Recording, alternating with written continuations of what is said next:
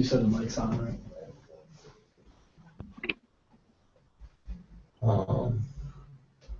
Yes, I believe it is. They can hear us. Okay. What do I do? I want you, Mom. I don't want you muted, though, right? Oh, was that a... Yeah, what happened with that last time we did that? And then I get to take time away.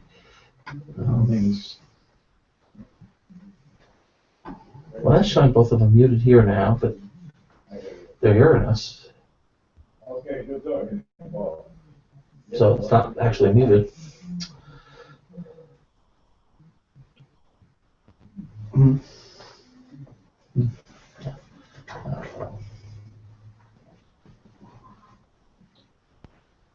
All right. Where's the clock? There's the clock. Okay. So you all ready for the big show, Crystal?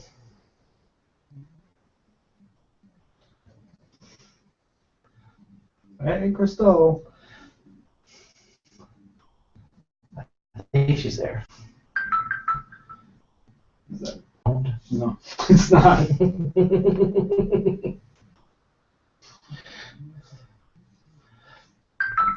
Oh no, it's definitely not good.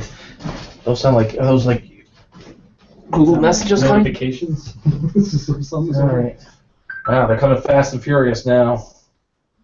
All right, hold on. Is it everything that I sent you, maybe? Again?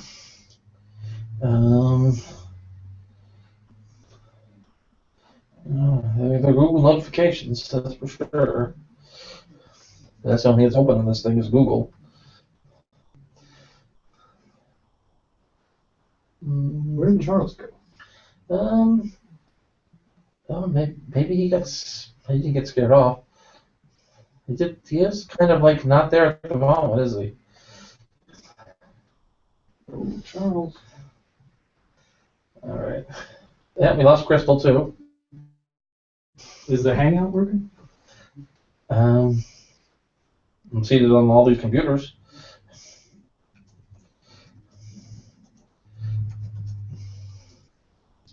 I was gonna check to see if we're getting messages here, because I was definitely getting messages.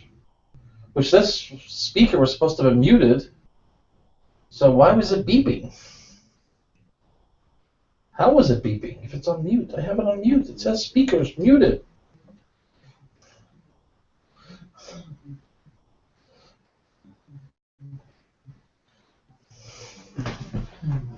I definitely heard it beeping though, didn't you? Oh yeah, it beeped like 3 or 4 times. Wait a minute, we're losing something.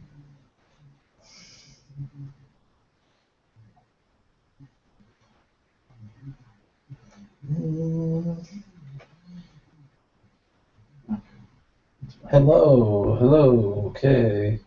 Sounds.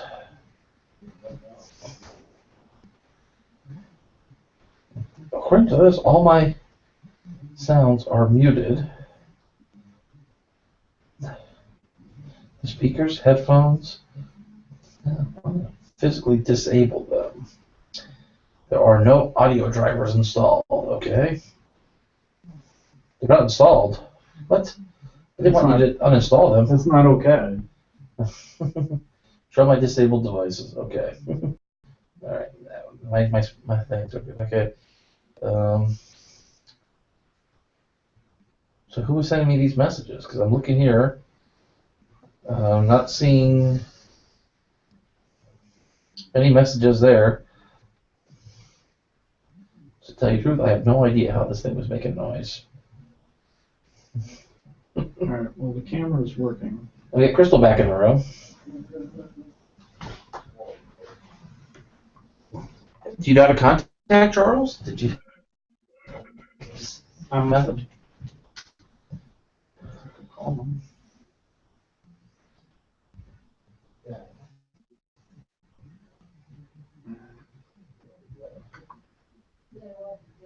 Okay. Charles. Got the Arisen Strength Studio View. Oh, people got to see all that. Mm-hmm. Yeah. Well, we're getting ready to go live either way. Let's go. I got 7:59. Crystal, if you're there, we're getting ready to go live. It's coming up at 8 o'clock.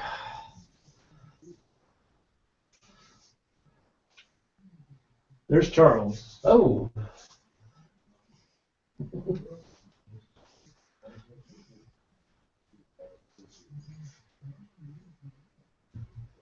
Hang in there for a minute. We're good. We're good.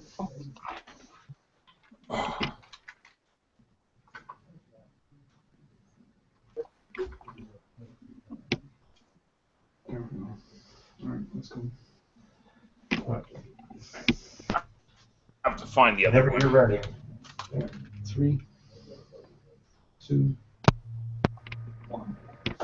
Hey everybody, my name is Shane Schultz. It is great to be here. I am the creator and host of Arisen Strength, and tonight we are going to be celebrating and supporting the caregivers regards to a subject that we've been talking about for 2 days now, being autism. Wayne, what did you think about last week's show? I thought last week's show went really well. We got a lot of information out there. We got a lot of feedback from people. One of you we got some feedback from was Charles. It was Charles. And we got Charles in the house tonight. We do indeed. You know, you got feedback for us. You got something you want to talk to us about. You want to help us learn, improve, share. You know, it's that performance feedback revision. We did the performance. We got some feedback. A little bit of revision. We're going to bring Charles on a little bit later. We'll talk to him. He's going to tell us about his experiences. That was good. You know, we covered a lot of ground the last couple of days, and we just tip of the iceberg. So yeah, that was well. I'm excited though.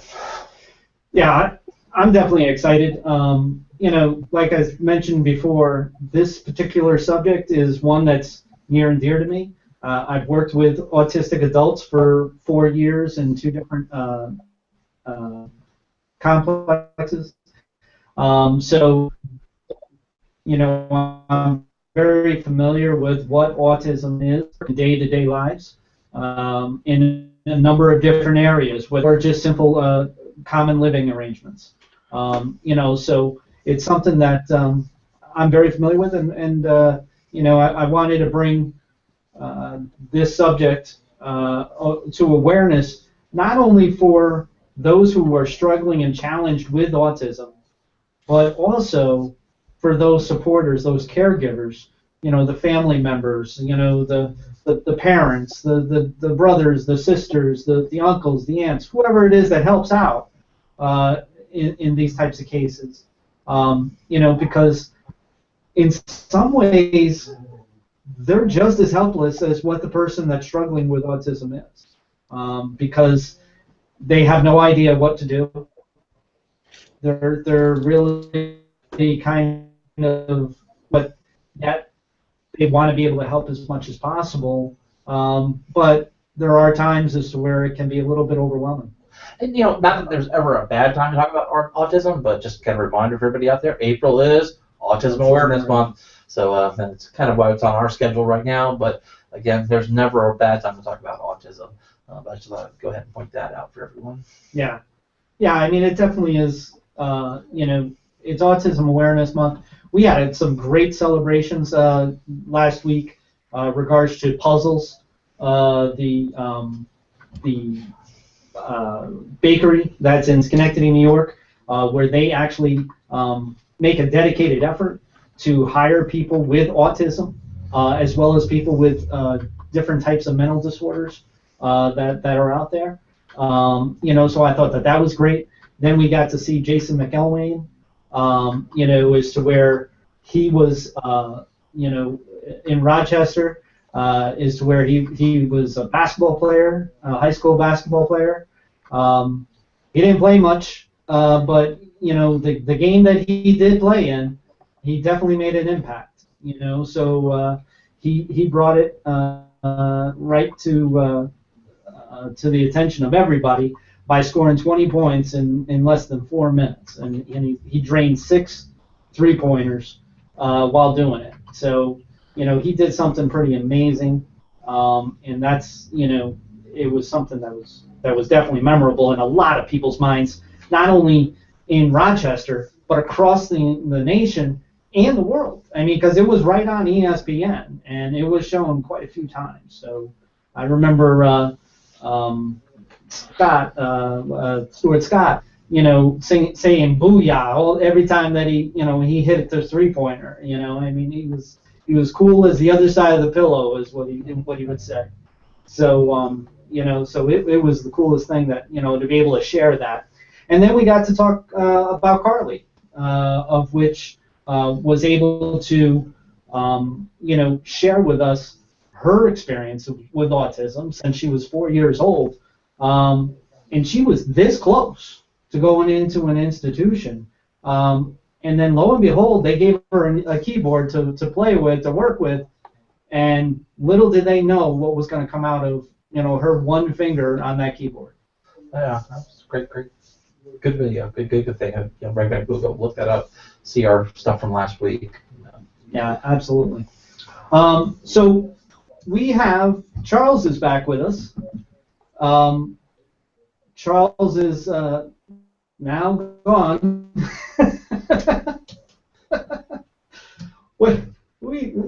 we cannot win to save our lives when it comes to this type of Google Hangout thing. Crystal's trying to get back in, and Charles is obviously trying to get back in. The reason why Charles is with us is that he actually, like you said, he gave us some feedback to the show last week, and to be quite frankly, he had some choice words about it because he didn't quite understand where it is that I was going with the idea of Rain Man, the movie Rain Man. So that right then and there, I totally forgot, that it was about, throughout the movie, there is a psychiatrist, the medical director, who sits there and constantly is, following the movie and saying that Raymond needs to be in an institution, for his own safety. Yeah, it's probably a good time to point out, too, and we need to be clear about this ourselves, and we need to be careful that we're not sending the wrong message. We're not doctors. We are not representing the medical community, and we're certainly not dispensing medical advice. Really what we're trying to do is, ourselves, we'd like to learn a little bit about these subjects, so we take our personal experiences, we look a little bit into it, we talk a little bit, and so we rely a lot on the feedback that we get. But really, Arisen Strength is about support, empower, and celebrate. And really not in there is us trying to give medical advice. And if it sounds like we're giving medical advice at any time, really we apologize for that. I mean, sometimes some things can really be taken as medical advice if we're not careful the way we say it. Sure. But we definitely are big believers in dealing with professionals for medical advice. We spent, both of us, a fair amount of time in the dealing with professionals for our own our own thing. We got some recovery issues. We got some other things going on here. We definitely deal with the medical community, and we know the importance of getting professional medical advice from professional medical people, and that's where you want to get your advice from. But we're just trying to talk about these subjects and bringing awareness and really recognizing the tremendous potential within all humans, not just people who are diagnosed either. Just anybody out there. You've got potential in you, and maybe you just need a little bit of support. Maybe you just need a little bit of empowerment. Somebody to give you the tools that you can use so that you can, make your voice heard, and then that little bit of recognition that comes after you've done it, and say, you know what, great job. It was amazing what you did. All we had to do was maybe just a little supportive words. Maybe we do a little bit of empowerment. Giving somebody access to tools. That's kind of an easy thing to do at some level. That's the hard work is that person's got to actually do it. And then so the celebration is again more joy for us. We get to celebrate some of these great things. So I guess we should make that clear, and we probably should make that clear every week that we're not medical professionals and we're not trying to dispense medical advice. And if it sounds like we're dispensing medical advice, call us on it. Well, let us know. Hey, you guys sound like you're giving medical advice there, and then we'll try and do better because we're not trying to do that. We're not trying to give medical advice other than see some medical professionals and let them. Exactly. And it's funny. Can you hear me, Shane?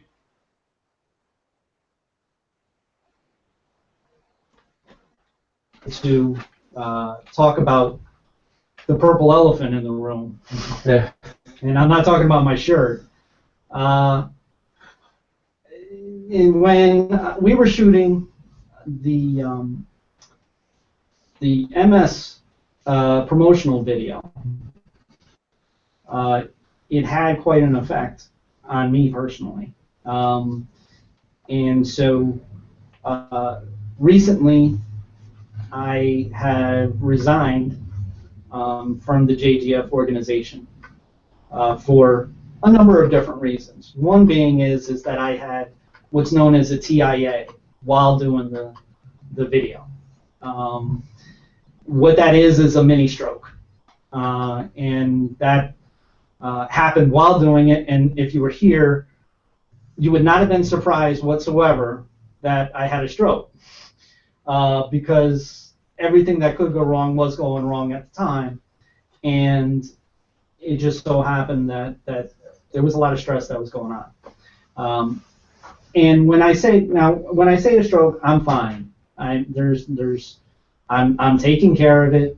I'm actually scaling back, and I'm refocusing and reprioritizing the things that I want to do and get done. There was an effect. If I wasn't able to say one sentence for about 20 minutes. We chuckle a little bit now about it, and maybe we were doing a little chuckling while it was happening. At least I was doing a little chuckling. But it's deadly serious. I mean, this is real serious business, and I know Shane was very close to really getting to 911. We were real close to. We were on the verge of getting him to the hospital, and probably should have. I mean, if somebody was giving us medical advice, maybe that would have been the medical advice they would have given us. Get him to the hospital now. He got through, but it was a warning sign. I mean, there's a lot of warning signs out there. There was a warning sign. You had too much on your plate. That's for sure. Yeah. And it just so happens that the nurse just came in as we're speaking about it. Welcome back, Crystal. Hi, Crystal. But anyways, over the past month, there's been a number of different factors that came into play for my decision to resign from JGF. I really want to focus on what it is that I want to do regards to Arisen Strength. I want to bring Arisen Strength where I believe that it should be. I, made the decision not only on behalf of what it is that was going on with JGF, and we had some philosophical differences, let's say, on how we wanted to do things, but that's not to say that it couldn't have been worked out. At other days prior to now, we probably would have been all set, but because of what's been going on with me physically, what's been going on with me mentally, which is actually getting stronger, and because of my commitment to my own vision, which is Arisen Strength and Serenely Speaking, there's just too much to leave up to others to be able to direct it the way that it's going, and so and refocus. And I know that a lot of people received a notice saying that that Arisen Strength shows were going to be canceled and everything like that, but you notice that we put a different announcement right back up, and we're good as new, as far as this show. In fact, we're going to be better. I have no doubt that it's going to be something to watch, because we're already in the process of doing some different things. Wayne could tell you, but then he'd have to kill you because I'm going to kill him. But we're going to have some really exciting additions. And we're going to have some great content for our show for the upcoming months, and I'm really looking forward to it, and I think you are too. Yep. So that's the answer as far as why did I resign. It had nothing to do with any one individual or anything like that. Like I said, it was just reprioritizing, how I wanted to do things for the things that really matter to me a great deal. Like I had mentioned not that long ago, the starburst, represents my best friend who unfortunately he tragically passed away. My friends are involved in Arisen Strength. So, this is very near and dear to me. And if I'm going to have a stroke on something, I'm going to have a stroke on Arisen Strength, and on Arisen Strength time. So that's the answer to it. So, I wish JGF, they have a great organization. I wish them the best. I know Joey is got a vision inside his head that is something that's going to be spectacular.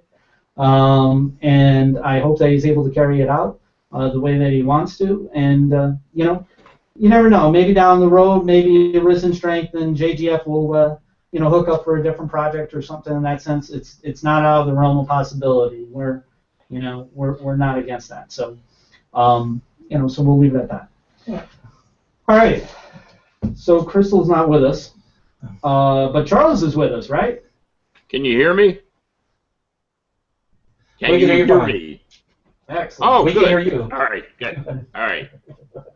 Wayne's telling me that he can hear you. I can't hear you, but we'll go with that. The reason why we brought Charles in is because, like I said, he had some feedback for the show.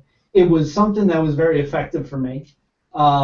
It made a difference where I actually made a phone call to Charles and spent some time on the phone with him, giving him some insight as to what it is that we're trying to do as an organization, what we were trying to do with the show.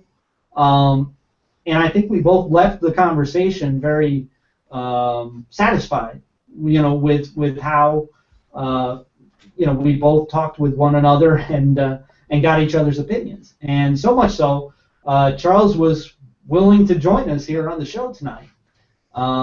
He has quite a lot of experience in regards to autism within his own family.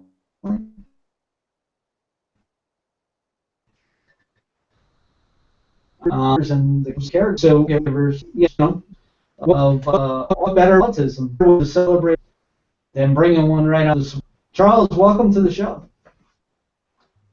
Thank you. So, Crystal is here again. This is getting to be a common thing. It's like Groundhog Day. I keep on saying, Crystal is here, and then she's not here. I know that she's trying like a trooper.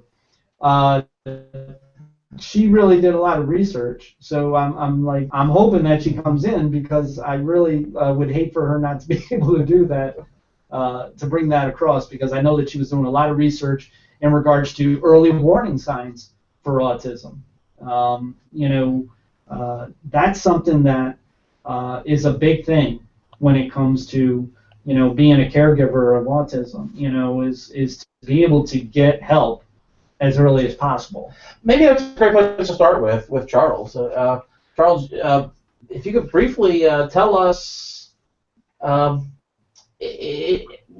you first became aware of these early warning signs of autism, what you saw, and we'll kind of segue in a little bit of your story as a caregiver. What was it that you were seeing, and tell us how you were seeing it. Let people know a little bit about your story. Well, my niece was diagnosed with pervasive developmental disorder, otherwise specified.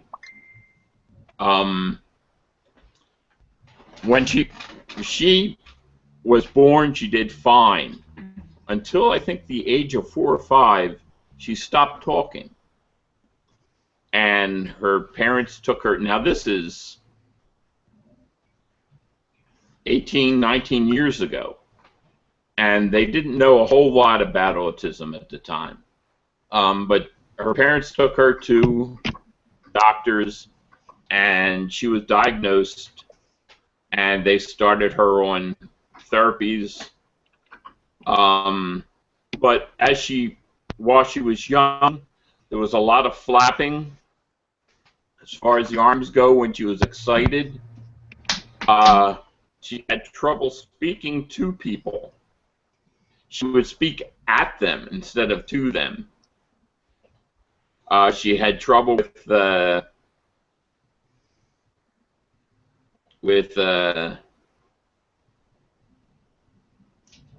I lost my train of thought. She had trouble with that, and as she started going into school, she had trouble making friends because, of course, the kids knew nothing about autism, and so she was bullied and made fun of, stuff like that. But because of all the help that she'd gotten, she went into music. Through high school, she made very, very, very good grades, and she sings now. She sung at the Red Sox games opening day and several other places.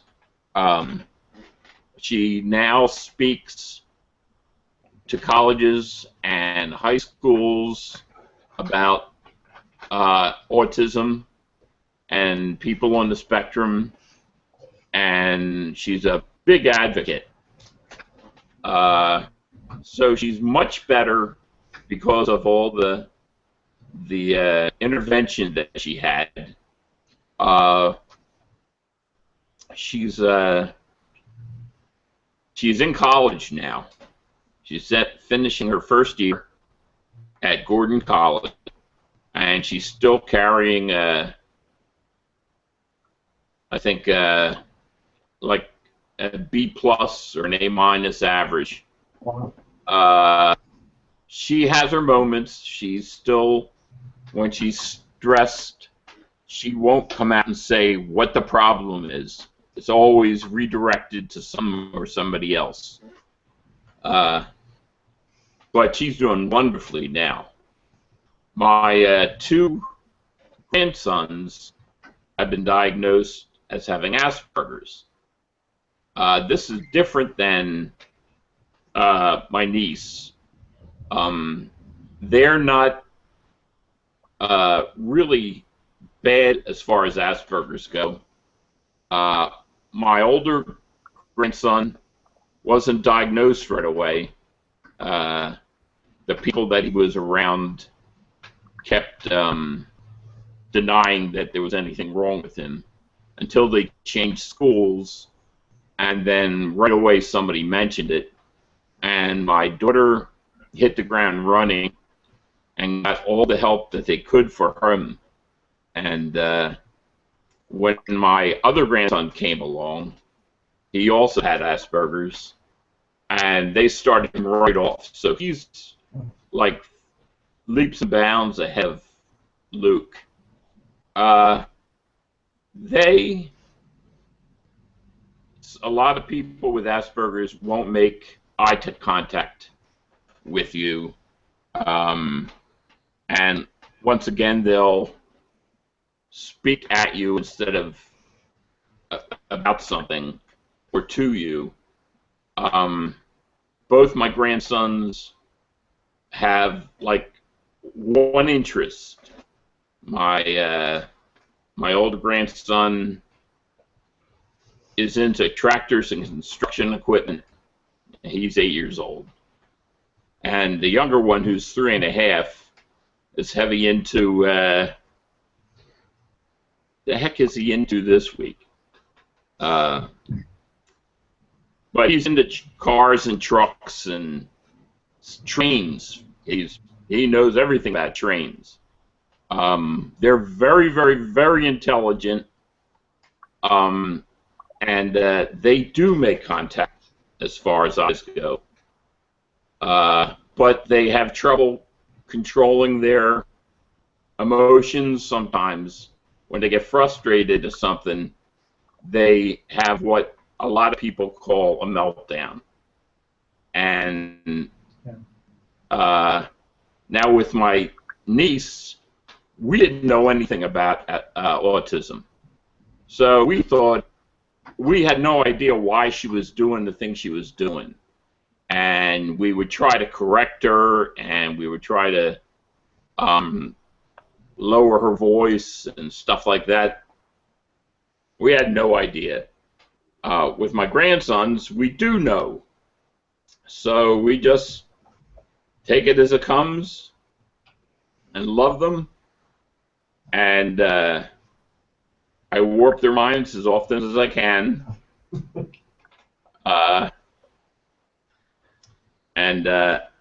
You know, I think whatever they're interested in, that's what we'll discuss. And they're very, very happy kids. And they're getting all the help they can get now. And so we're very happy with their progress. So that's about it as far as what I've noticed. Great. You know, and that's awesome. I mean, you mentioned that, you know, with the grandchildren, you know, you take it as it comes. You know, with your niece, you had a prime example right there. To know that, you know, just because you have autism doesn't mean that you're not capable. You know, and that doesn't mean that Absolutely.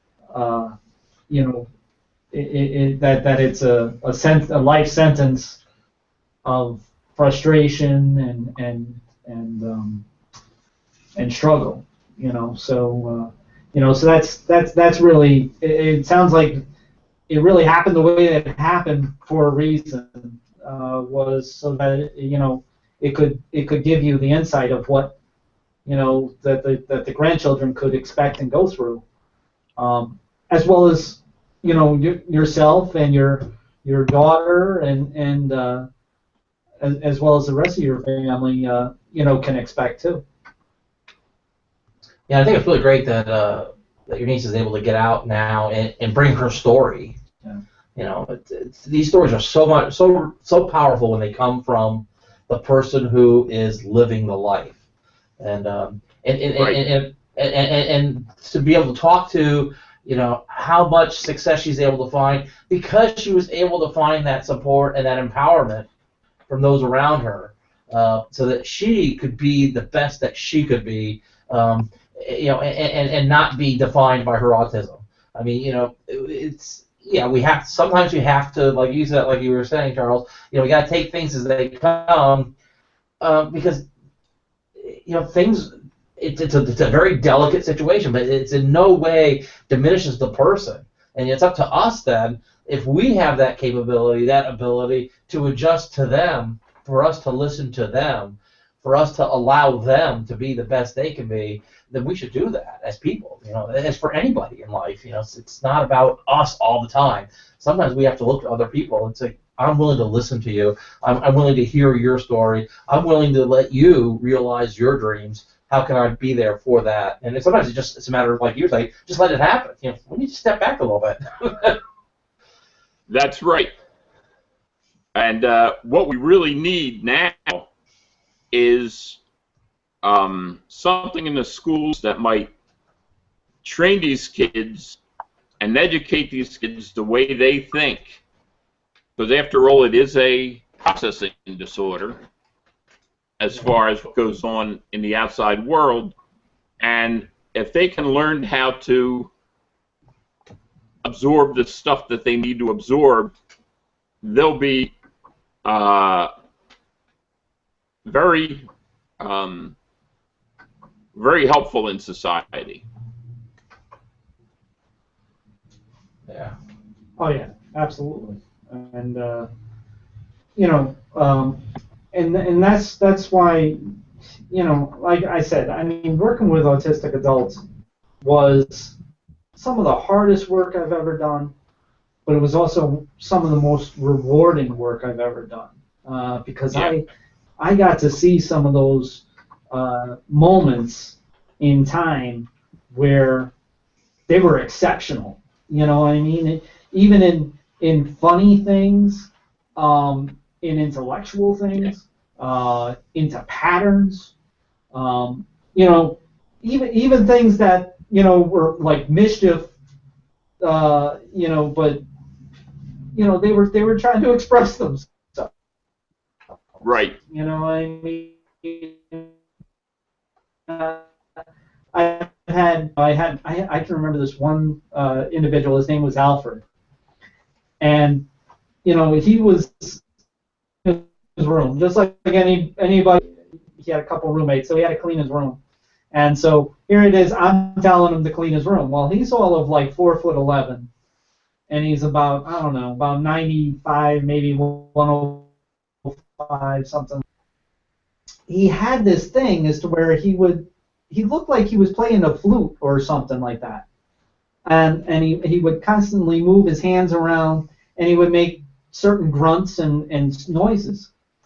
Well, he was one that was very determined to do what he wanted to do. And I was the deterrent of him being able to do that until his room was picked up like it was supposed to be. So all of a sudden, so I'm sitting there and I'm like, now Alfred, you can't go outside the room until it's picked up, So all of a sudden, out of the blue, this little guy, Alfred, he starts turning into Bruce Lee. I mean, he gets up, he jumps up on the bed, he pushes off the wall, does a somersault in the air, lands on his 2 feet, then he does a somersault in the mid, from his feet in the air to somersault down. I'm like, he turned into this spider monkey. I mean, it was crazy. But I mean, did he practice that? You know what I mean? Where the hell did that come from? And so, I mean, I'm sitting there, and it's an action of it could be an aggression in the caregiver's booklet, as far as the complex that I was working at. So people are like, well, he can't do that. He's angry. He's showing that, and I'm like, leave him alone. That was cool. I mean, that was just like, I mean, he's fine. I didn't get injured. He didn't touch me. He just was letting me know, that he was expressing himself.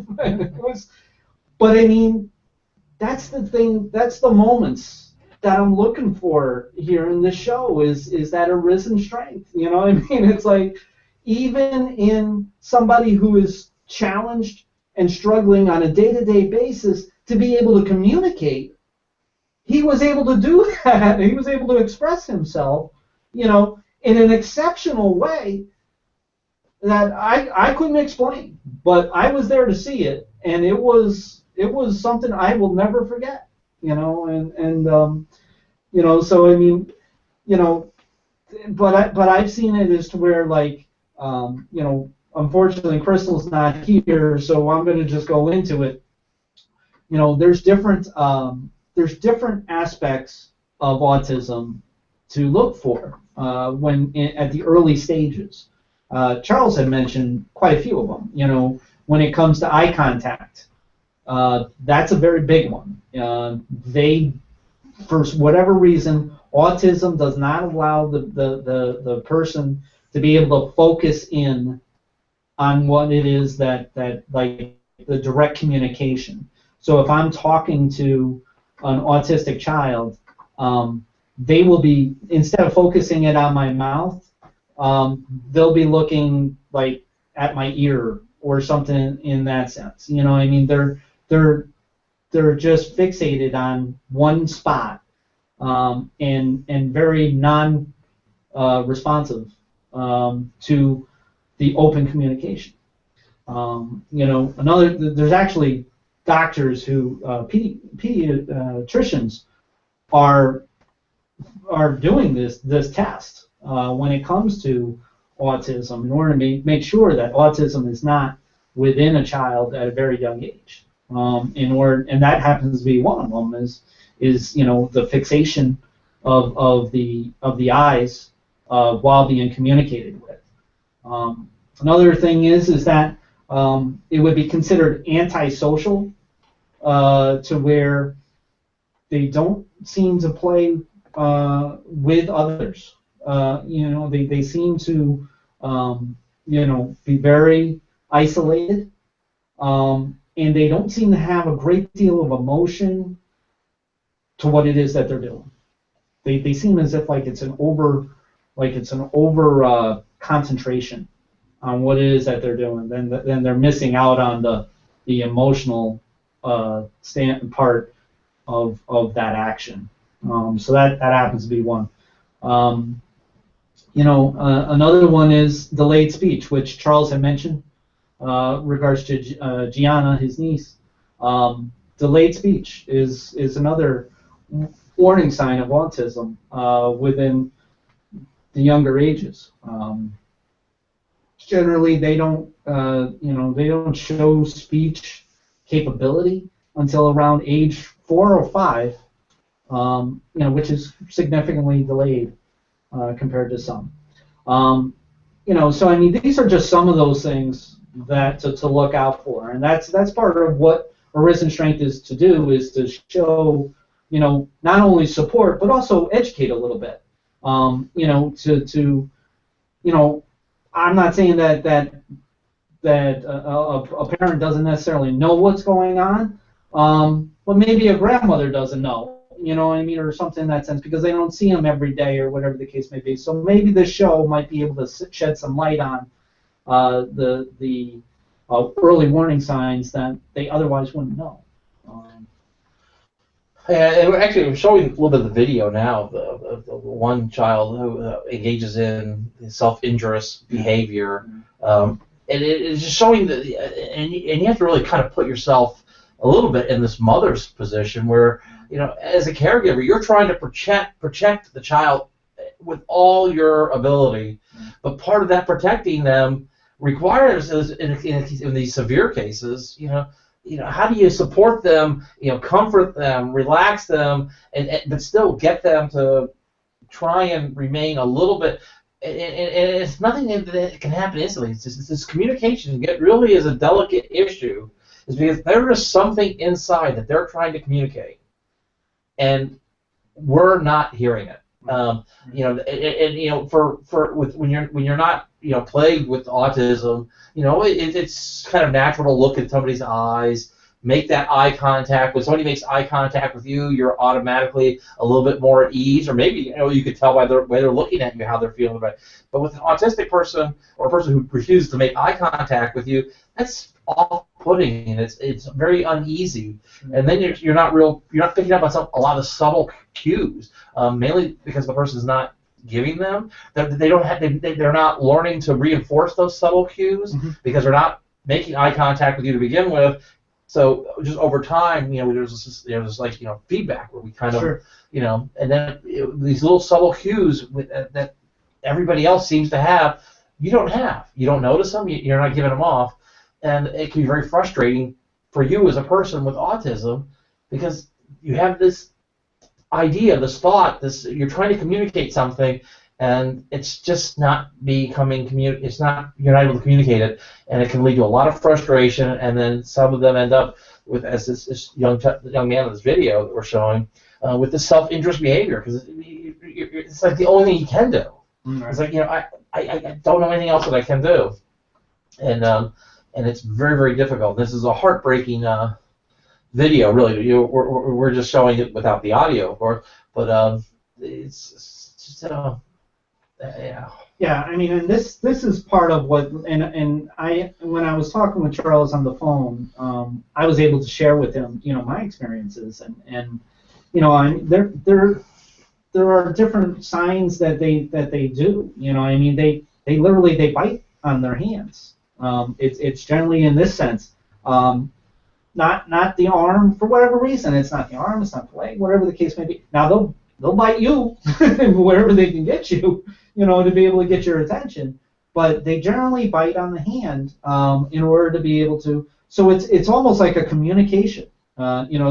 they're not trying really to hurt themselves, but they are trying to get your attention.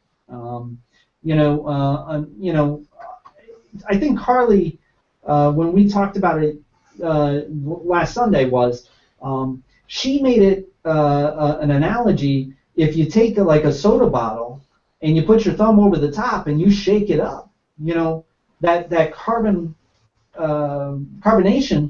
wants to explode out of that bottle.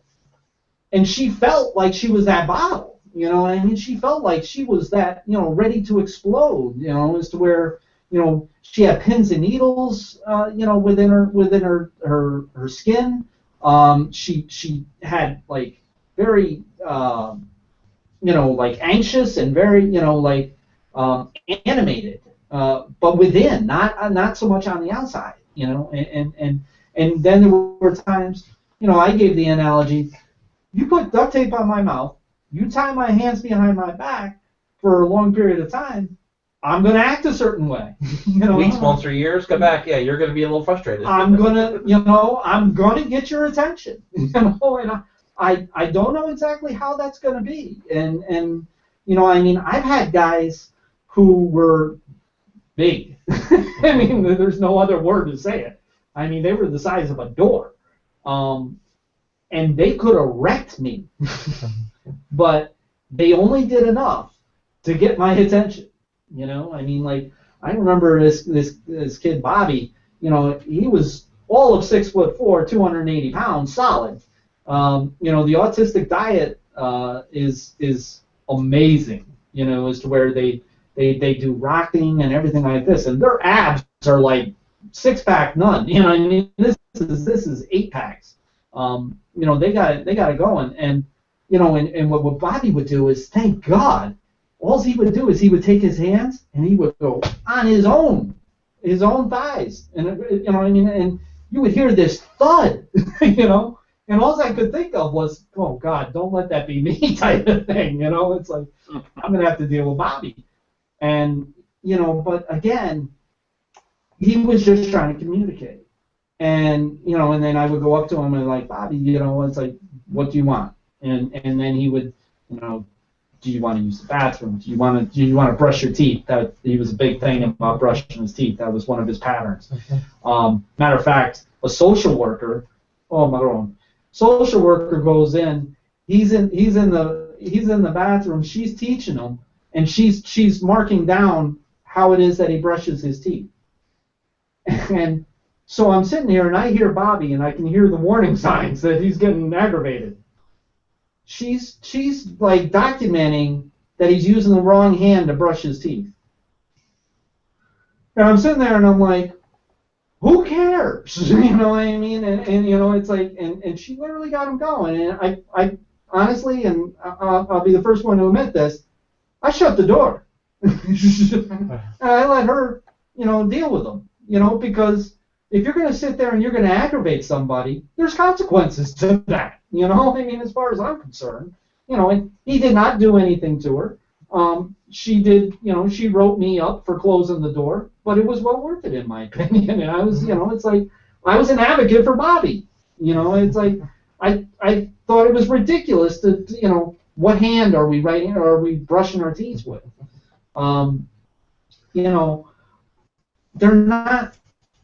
These are not science projects. These are people. Yeah. They have hearts. They have minds. Charles Bruce told us right off the bat. These are not people that cannot think. They think in a great manner. You know what I mean? It's like I'll sit there again. One of my experiences is that there were certain patients who wanted to escape. They wanted to get off the floor. They would plan it weeks ahead. Ahead. They were waiting for their opportunity for somebody to circle or something like that, and boom, they're out of there. It's like, or deal with them. Like you say, these really are people, and they very much are people. But I think this is a great time to go ahead and show one of Gianna's videos. This is a It's about a 1-minute video, Charles, of Gianna's college acceptance letter. And what I'm going to do is I'm going to go ahead and play it, and we're going to play without the audio, and you'll be able to see it here on the screen with us. And if you can kind of talk us through a little bit of what you saw, what you remember happening that day, the circumstances of this video, and then we encourage, of course, everybody to go in and look in and see the video. I'm going to go ahead and start playing it now. Can you see the video on the screen? Charles, can you see what's happening? Can you see the video playing? She's if I'm not wrong, I think she just got a call saying she was accepted. There it is. Yeah.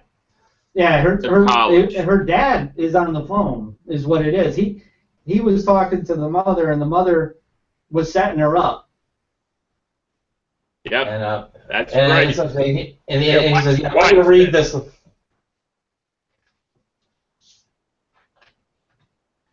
And she's yelling in the phone right there.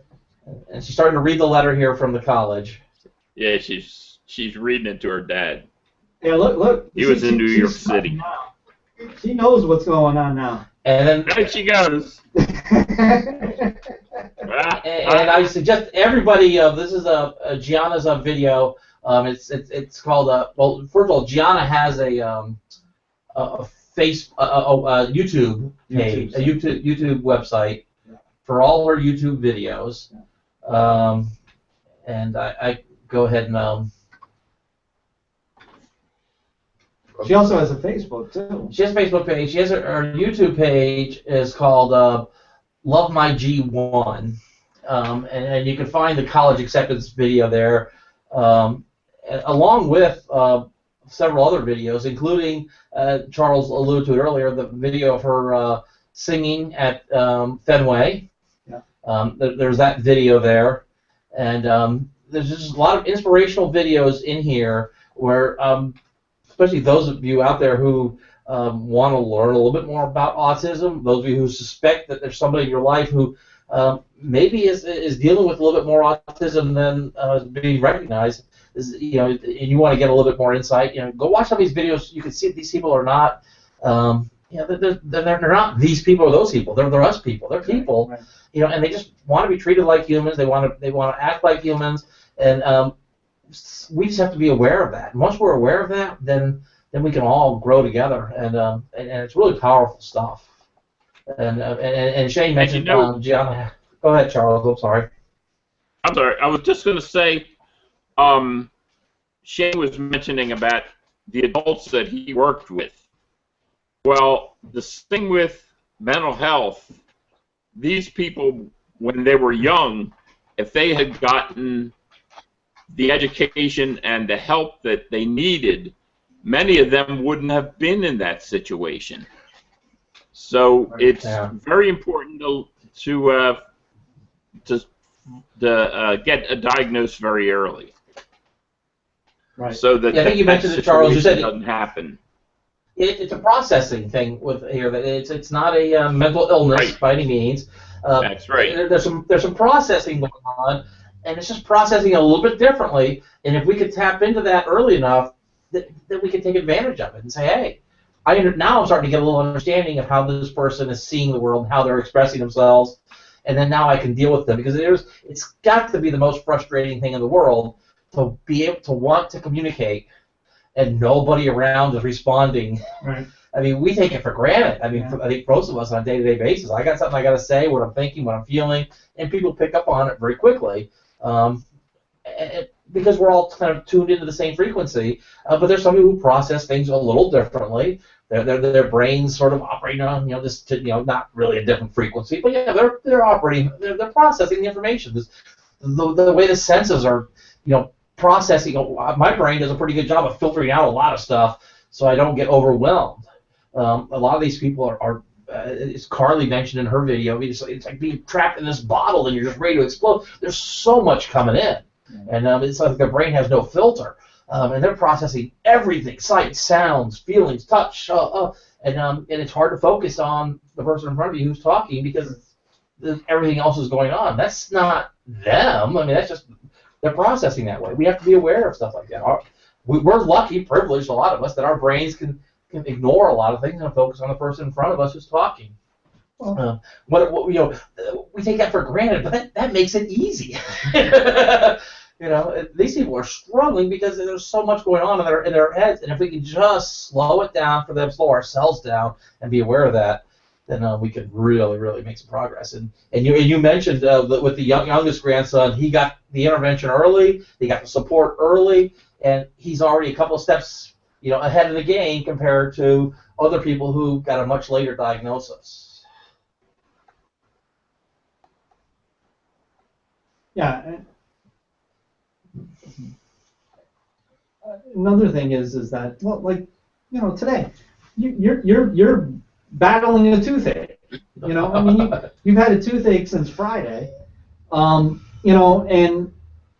we were talking earlier today, and nothing was getting in. You know what I mean? It was one of those things as to where, you were just like, I can't focus on two things right now because one is really pounding in my head, and the other one wants to pound in my head, but I'm not going to allow it. Right. No, I've been relieved in the last couple hours. Yesterday was the worst, but it was pretty bad today. But it was like there was so much energy and focus just to keep myself composed, right? Because my tooth felt like it was going to just rip itself out of my head. And it was like I couldn't lie down, I couldn't sleep, I couldn't close my eyes, I really couldn't do anything except try and sit still and not explode. And Shane was talking to me, and he could tell, that he's like, "You're not really paying attention to what I was saying." No offense, but no. I knew it was time to walk on eggshells is okay, just from a distance, But my point is, that's one day. That's 1 or 2 days. That's not years. As to where it's like, for crying out loud, hear what I'm trying to say. You know what I mean? The thing that Carly typed was hurt. H-U-R-T. She spelled it right even. Here it is, they're sitting there and they're contemplating putting her into an institution. Yet this girl knows how to spell just like anybody else. She spells it, and then she writes help, and she put like a triple P to it, in order to emphasize it. I mean, that's the type of thing, as to where it's like if you can't communicate, God forbid, how that feels, I mean, it's like we're showing a video right now of Joey, and his mom, and there's a picture of his sister, his sister's upset. She's trying to process what's happening. That's all. She's just trying to figure out what's going on. Why is my brother being this way? Or why is everybody attacking my brother? Or why? The whole thing's confusing to her. And it's overwhelming. And I'm sure it happens often. I've been in this situation, this exact situation. And there he is. Joey is sitting there, and he's saying, "I'm sorry." And she, his mother gets up. He gets up, and he's back to his pattern. He's normal for Joey, and a couple hours later, he starts breaking into the wall. I mean, because he's trying to get that point across that he's, because there's a cameraman there, there's an interviewer there. He just didn't know what to do. And so this is how he reacted to that. Yeah. So, and it's tough. It's like this show is about the supporters. It's about the caregivers. In these types of situations, can you imagine? I mean, can you imagine? I mean, I know what it's like and where to take care of them. But I can't imagine what it would be like for it to be my daughter, to be my son, even my niece. To sit there and know that they're there somewhere, you know, and you just want to get them out. You just want to hear them out. You want to know what they need so that you can help them, you know, and I couldn't fathom what it would be like. But at the same time, I applaud, you know, those who take care of their children in these instances, hoping that there's going to be a day as to where there's some sort of medication, there's some sort of bit better day in and day out. You know, so it's like this show is meant to support those who are caregivers and supporters, family, friends, you know, as well as you know, outside of the family, to be able to help, you know, in these situations, because it's something that is, you know, you can't really talk about it and know about it unless if you're in it, and you know, it's like we showed the movie before, you know, with the mom and everything like that. That's damn well tiring. I can tell you right now. But when you can tap into it and you can get the communication going, and then it's rewarding. and then you end up with Gianna at Fenway singing, you know, before, you know, a stadium full of people. Fenway. Now I'm a Yankee fan. Charles, what the heck is she doing in Fenway? What the heck are you doing at the Yankees? Oh, good Lord. So, you know, I mean, but here's the thing. She's in Fenway. You know what I mean? It's like, I'm a Yankee fan, and I can appreciate that. You know, I mean, she's there. She's singing God Bless America, which is like God's rule in other Caroline. You know, God Bless America is next. The national anthem is third. You know, in as far as the line goes. You know, I mean, so for the Boston Red Sox to say, here you go, sing God Bless America, that, you know, they don't just do that for anybody. So, I mean, that's an amazing talent. And she speaks on behalf of Autism Speaks. You know, and, you know, she's just an amazing person. You know, and it's just a great example of Arisen strength. You know, to sit there and to be challenged with what it is that you have, but not be suppressed to the point as to where not to pursue your dreams, not to pursue your talents, not to pursue your capabilities, but in fact empower you to do so. Yeah, and that's great for us to be able to take the time to, you know, recognize or celebrate. It couldn't be better. I mean, I'm sitting there, I'm searching. You know, it's like, well, you know, I'll find something. You know, it's like, you know, because I always do. I always find something that gets my heart going and everything like that. And then I'm talking to Charles. Charles tells me about his niece, and I'm like,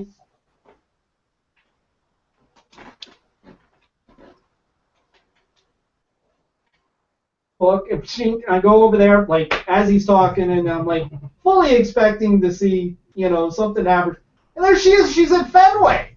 It's just like, you know, I mean, it was like, what are you talking about here? You know, and then she speaks, you know, out in public, you know, and that video, you got to see. We are going to show all the videos that we can on Arisen Strengths, the family, you know, so that people can see, you know, what it is that we see with these videos.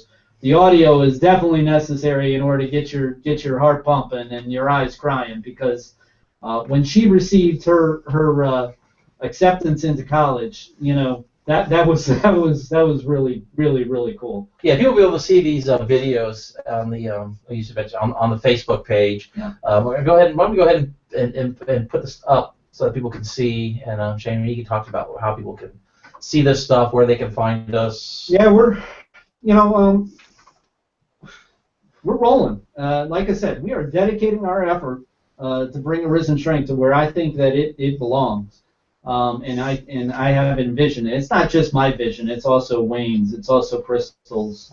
You know, and not only us. You know, it's also my higher power, because I'm just bringing the message. The message is already in there. So, but you can reach us at Arisen Strength through our email. It's arisenstrength@gmail.com.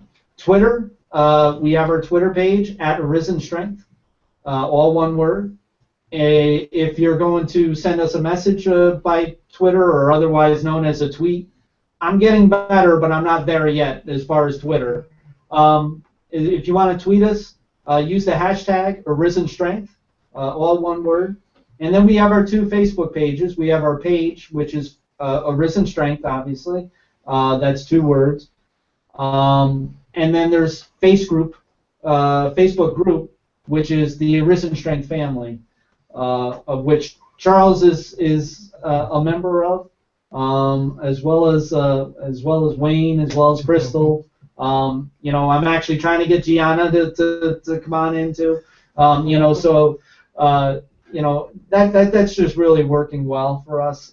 We've got close to 350 members, and I'm not in any hurry to get a big number, but just the people who I talk to and learn about is amazing, and the talents and the dreams are there, man. I'm telling you, and we just need to be able to lead by example and be able to show people that this can be done. I mean, here's Gianna.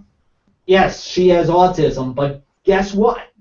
She can do this. She can do that. And that's the same thing with most of the struggles and challenges that are out there. And if you don't believe right now, that's okay. We're not going anywhere. We plan on showing a whole lot more. I've got some pretty big shoulders. Wayne's got some pretty big shoulders, and Crystal, she can just handle. Let's put it that way. We're going to help, and we're going to get awareness out there in regards to some very tough subjects, but we're also going to empower, and we are going to celebrate. Wow. That that is what Arisen Strength is all about, man. Yeah. So I think that's a great way to end it here. All right, Charles. Yeah, great. Thanks for contacting us last week, giving us that feedback. Everybody else, give us some feedback. Maybe you'll let us on the show. But Charles, thank you for the great feedback. Thank you for having me. Come on. And teaching us about letting us show. Right, letting us learn a little bit about Gianna and her Facebook and her YouTube and just what can happen and you're bringing a face to the supporters for us tonight. Right. That was maybe we hear about autism and we don't think in terms of the people who are living it day to day and not just people who are struggling with the autism themselves, but with the whole family, the way the family struggles. It's great to be able to bring a little voice to that and it was wonderful stuff. Her what she's able to do. And matter of fact, we have a ritual. Yeah. We have fun with this. It's a genuine. I've said this before. It's a genuine celebration. It's not all about hooping and hollering all the time. I'm quite frankly, I'm in awe. I'm awestruck. By the accomplishments that Gianna's done, and it's just one of those things that can bring the spirit right up. So it's a great way to end the show. I want to say thank you for everybody who joined us. I know that it's been kind of confusing over the last couple days. I got a few more messages. I thought the show was canceled, but it's not canceled. This purpose will not be canceled. If anything, we've rededicated our efforts. We're going to be stronger than what we've ever been, and just get ready because this upcoming month and the month after that. We're going to have a good old time. So I just want to say thank you for showing your patronage towards the show, and I want to say, I know how it is that you feel. I know what you're going through, and I'm here to help. Good night, folks. All right, and thank you again, Charles.